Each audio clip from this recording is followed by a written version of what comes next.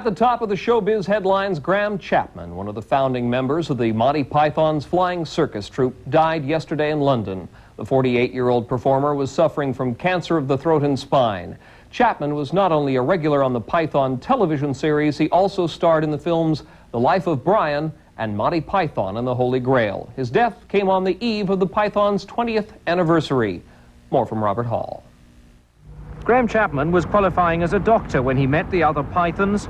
In the years that followed, he found himself playing characters ranging from King Arthur to this author. Hampstead wasn't good enough for you, was it? You had to go pouncing off to Barnsley. You and your coal mining friends.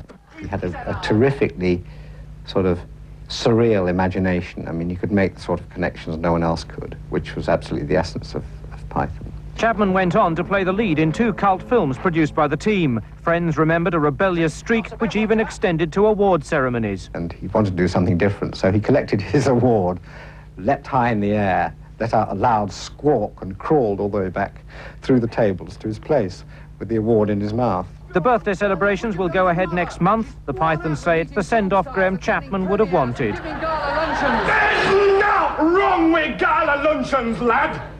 I've had more gala luncheons than you've had hot dinners.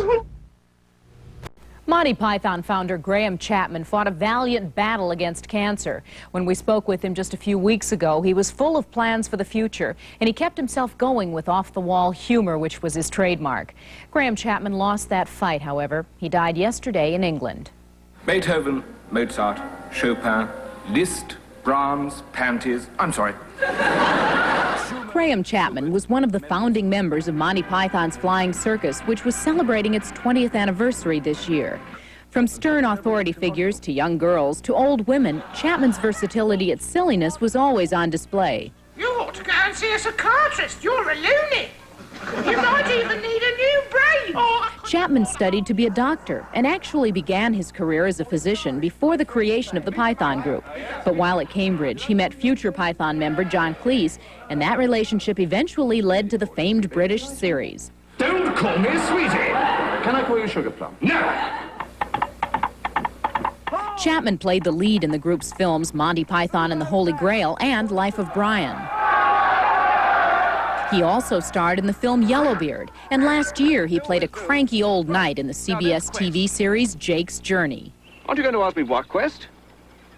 It's all right to talk if I ask you to. Oh, okay. Sometimes.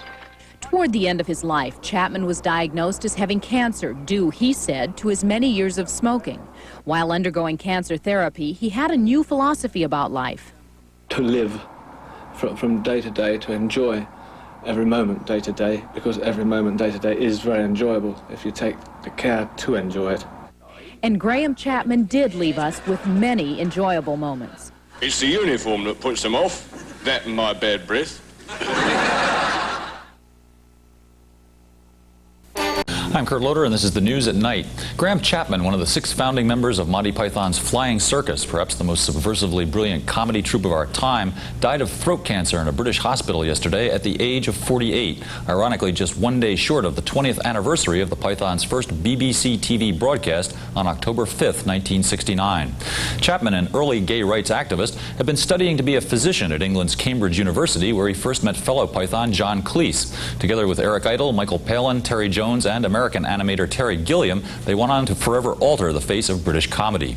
Chapman played many lunatic roles in the Python universe. This was one of his most memorable, the stuffy British Army officer, forever interrupting lewd skits to voice his objections. Bring me my cherry. Camera, cut! Graham Chapman did at 48.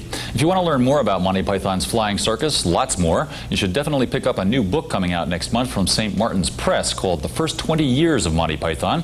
It's a hilarious chronicle of all the group's films and live appearances, and of course the 45 classic TV shows that made the Pythons a comedy legend. Consider, for example, this bit with Terry Jones as Mr. Arthur Ewing and his musical mice. Thank you, thank you, thank you. Thank you.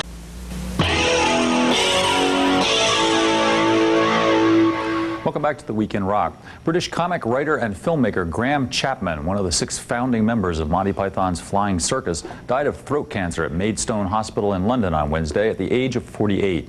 By his side were fellow Pythons Michael Palin and his longtime writing partner John Cleese.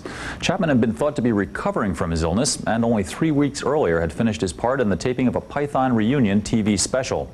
Ironically, his death came just 1 day short of the 20th anniversary of the group's first BBC TV broadcast on October 5, 1969. Chapman, an early gay rights activist, had been studying to be a physician at England's Cambridge University, where he first met John Cleese. Together with Palin, Eric Idle, Terry Jones, and American animator Terry Gilliam, they went on to revolutionize the art of comedy on both film and TV. Chapman played many strange and wonderful parts in the Python pantheon, one of which was the stuffy British Army officer who popped up to put a stop to lewd and irreverent skits. Bring me my chair. Camera, cut! A memorial service for Chapman will be held in London sometime within the next 2 or 3 weeks, and there may be similar ceremonies in New York and Los Angeles as well. Chapman's last wish was that those who admired his work make a donation in his name to the cancer research organization of their choice.